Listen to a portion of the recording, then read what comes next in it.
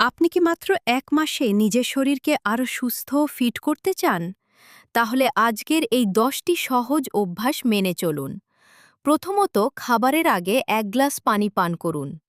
দ্বিতীয়ত, রাত ১১টার আগেই ঘুমিয়ে পড়ার চেষ্টা করুন, যার ফলে আপনার ঘুম ভালো হবে। তৃতীয়ত, প্রতিদিন অন্তত ৩০ মিনিট হাঁটুন।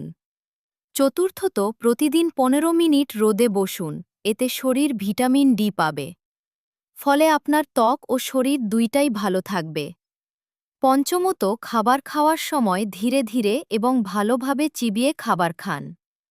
ষষ্ঠত, ঘুম থেকে উঠে কিছু সময় ফোন থেকে দূরে থাকুন। সপ্তমত, খালি পেটে প্রতিদিন একটি করে ফল খাওয়ার অভ্যাস করুন।